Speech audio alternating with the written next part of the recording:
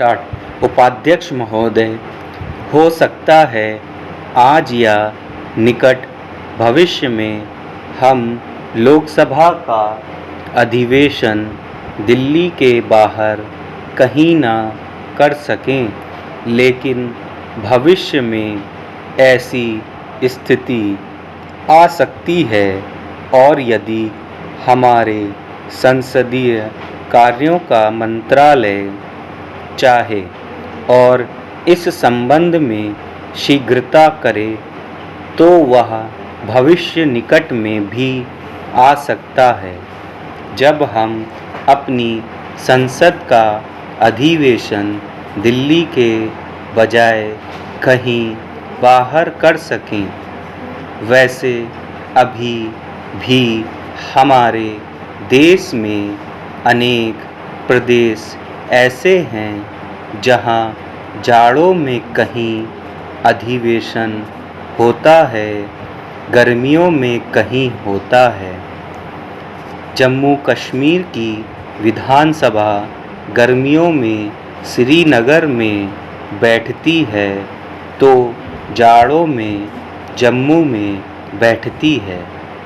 बम्बई की विधानसभा भी पूना में बैठा करती थी। कांग्रेस राज्य का एक ऐसा भी उदाहरण है कि मध्य भारत राज्य तो एक था, मगर उसमें दो राजधानियां थीं, एक ग्वालियर में और दूसरी इंदौर में।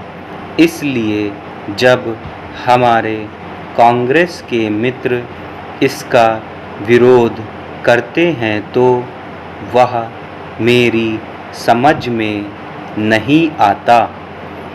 जहाँ तक कठिनाइयों का संबंध है, उन्हें हम हल करने का प्रयत्न करें, लेकिन इस प्रश्न के साथ भावनाएं जुड़ी हुई हैं और हम उनकी उपेक्षा नहीं कर सकते। अभी विवाद ने जो रंग पकड़ा है, उससे लगता है कि अगर हम इस चीज़ को सरसरी तौर पर समाप्त कर दें कि सदस्यों को ले जाने में बड़ी कठिनाई होगी, वहाँ भवन नहीं होगा, हम कहाँ बैठेंगे, तो यह उचित नहीं होगा। इतने वर्ष हो गए पर अभी तक सरकार सदस्यों के लिए दिल्ली में सारी सुविधाएं नहीं जोड़ सकी, तो हैदराबाद और बंगलौर में यह कैसे संभव होगा। यह तर्क भी दिया जा सकता है और इन तर्कों में बल भी है, मगर इस प्रस्ताव के मूल में जो भावना है उसका समादर किया जाना चाहिए कि देश की एकता को पुष्ट करने के लिए यह बात कही जा रही है, किसी राजनीतिक स्वार्थ की सिद्धि के लिए नहीं। उत्तर और दक्षिण में कोई नया भेद खड़ा करने की बात की तो कोई आवश्यकता ही नहीं है, लेकिन हमें यह मालूम है कि हमारा देश बहुत विशाल है।